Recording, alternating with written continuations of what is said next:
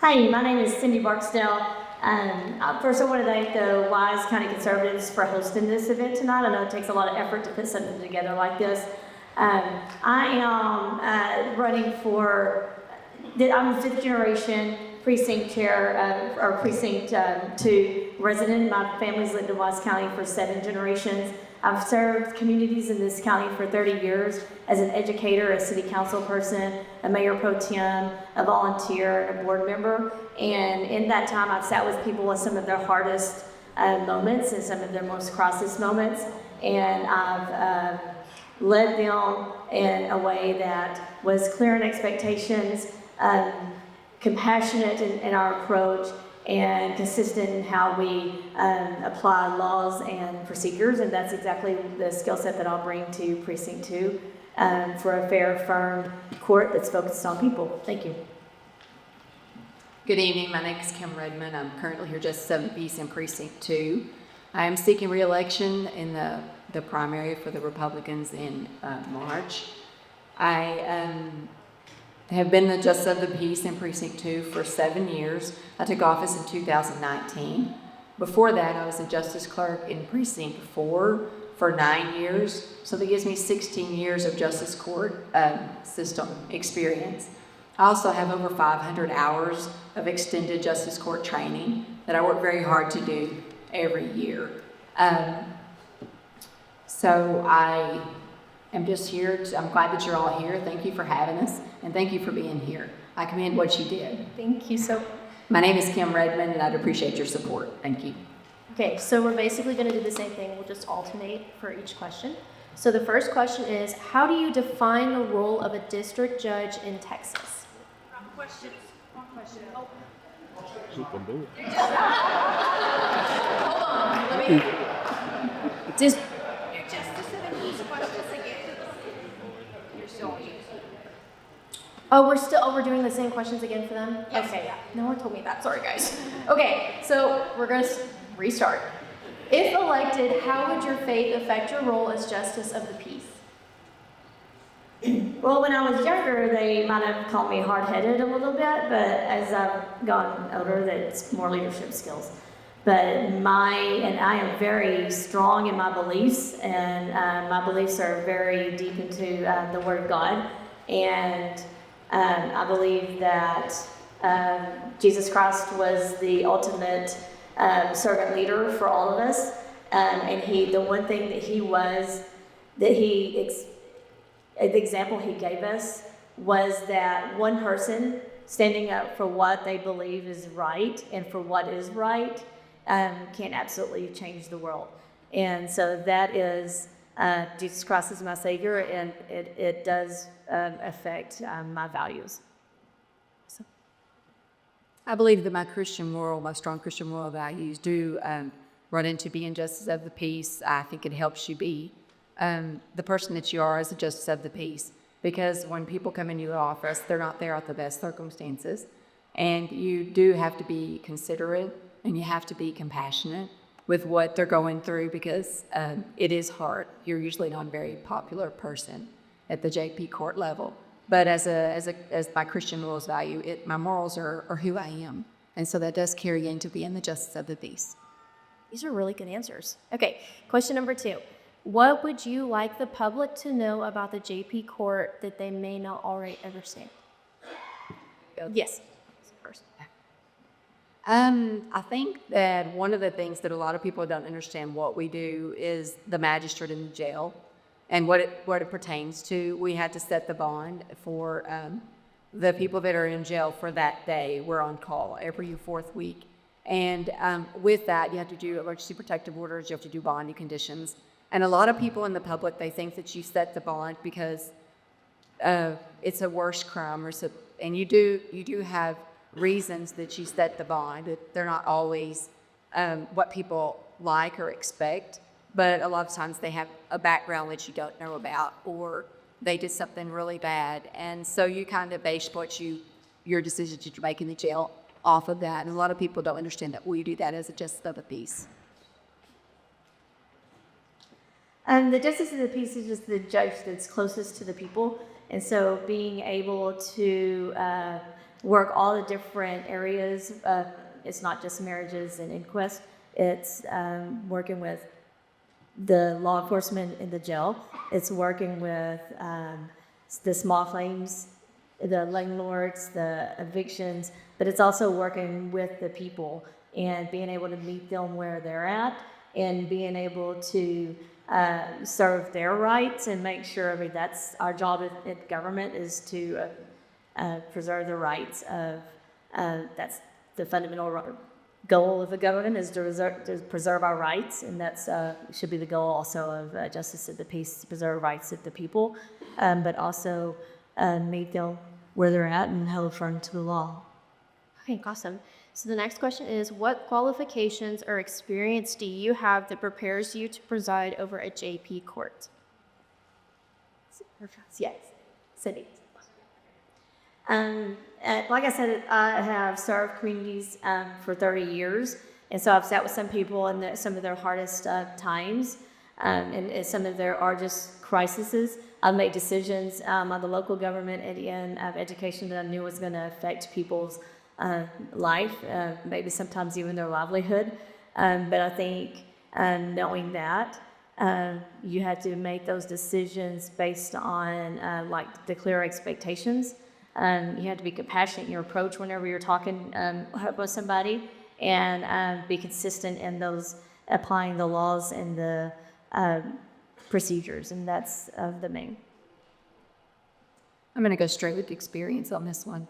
I feel like I have 16 years justice court experience, and that is going to training sessions, that's being in school every year, and that you don't always know everything. Just as Mr. Van Dyke said, you have to research and look up stuff and find answers to everything. So I feel like even if there's some days that come along that I do not know the answer to something, that I know the place to go look for it. And there's other judges that you can call. You could call your training center. So I feel like with the experience that I already have as the justice of the peace for 7 years and as a clerk for 9 years before that, I'd be the best candidate for this position. So JP courts often deal with sensitive matters like evictions, truancy, and minor offenses. How do you balance compassion with enforcing the law? I think that's, as they said earlier, I know we were all listening to them, it's a case-on-case situation. Every person that comes through there, they have a different background and a different situation. They have the different things that they've been through, so you kind of have to weigh everything when you're talking to that person. Sometimes they're indigent, and you have to take that into balance as well, and be very considerate of that, and let them understand that it's okay. The things that they're going through are difficult, but there's always an outcome, and you can always help them get through that. So I've lost my train of thought. Sorry. But I just believe that you can, each case is different, and you just have to weigh that out and make sure that you're being compassionate and understanding and listening. Listening is a huge key. Can you ask the question? Absolutely. JP courts often deal with sensitive matters like evictions, truancy, and minor offenses. How do you balance compassion with enforcing the law? I think the first thing is to recognize that being consistent in the law is the first form of compassion that you can have, is to be consistent. But I sit with families and kids every day in my job, and have for 30 years. And being able to listen to someone and meet them where they're at and make sure that they know of local agencies and organizations that can help them, but also being firm in the law. And so the main thing is listening to someone and being clear in your expectations, that be consistent in the law, but being compassionate in a way that will help them find resources that would help them from not be repeaters. Okay, and how will you ensure you are knowledgeable about Texas law and court procedures, given that JPs are not required to be an attorney? Okay. It was a lot easier when there was 4 of them to keep up with who was It's kind of next. hard with 2. It's like back and forth, back and forth. I think that I have thousands of hours of professional development, whether it was for local government or whether in education. And what I've learned most is digging in and asking questions and learning those things on my own, not just depending on professional development to be what helps me out. And I think that that's the main part is continuing to push yourself to know it and to look it up and to learn it and be open mind. And I'm not going to learn everything on day one, but I think experience is more than a title. Experience is working hard for the people that are before you and meeting them where they're at and helping them out. So as a new baby judge, you are required to take 80 hours the first year that you're in office. And then every year after that, you're required to take 20 hours. 10 of those are supposed to be civil hours. They also offer other classes that are online and such that you can take, and it's very important to continue to take those anytime that something is offered virtually. It's a good idea to take that to make sure. Another thing that you do that I find myself doing is if I do have a question or something comes along, then I had other judge friends, because you meet them at the school that you're at, not necessarily in your county, but outside in your county as well. So you can call them and say, hey, I've got this going on. What's your opinion? It doesn't mean that you have to follow it or do it, but you can get another opinion on that. That has been the most helpful thing, is having other judges to talk to.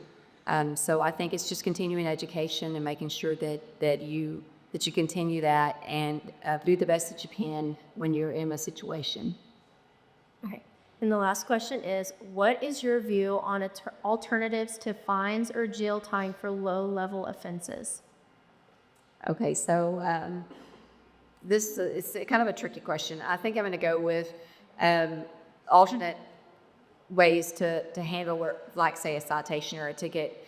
You can offer deferred and offer driver safety course for moving violations. Also for juveniles, we have the juvenile detention that we do, and that's kind of like a pretrial diversion. So it's a juvenile diversion that they go through. That just came about this year, and that is very helpful for the kids, because you can offer them things and nothing shows up on their record. They get a chance. So I believe that it's very important to offer those lower penalties on the juveniles and the first-time offenders. So I would agree with that. Like for first-time offenders and for juveniles, I think the main thing is being able to educate them, being able to help them find better tools in their toolbox, better examples for how to handle their problems, and to meet them where they're at, and not just throw the book at them, because that doesn't really teach anything. Your judgment should be, or justice of the peace should be more than just a judgment. It should also be meeting the people and being focused on people. And so I'm okay with not having with having some ways to be able to help them defer some to where they can learn from their experience. Okay, we can start with you. Closing statements. Me? Oh, Sydney. Yes. I know. It's confusing. Well, I want to thank again the Wise County Conservatives for hosting tonight. And Mrs. Hallmark, I want to thank you, congratulate you for standing up for what was right in a very difficult time. I do believe that justice of the peace is closest to the people. And for 30 years, I've served people in some of their hardest times and some of their largest crises. But I do believe I can be consistent in applying the law and compassionate in my approaching that, but be clear on my expectations and procedures. And that's exactly what I'll bring to Justice and the Peace Precinct 2 Court. I want to thank everyone for being here tonight, Cindy, you included, and Ms. Holland, is that Hallmark? I'm so sorry. I'm so glad you're here, and thank you for what you do. Thank you to the Wise County Conservatives for hosting this, and the Wise Republican Party. I think it's a dual action. I do believe that my experience speaks for itself. I've been doing the position for 7 years so far, going on to 8, and I had the experience to carry out the position. I'm very honored to have worked for the people of the Precinct 2 in Wise County. And I'm hoping that with your support that I can continue to do what I love and continue to do the job that I love to do and carry on for the citizens of Precinct 2. I'm Kim Redmond. Thank you so much for the time tonight.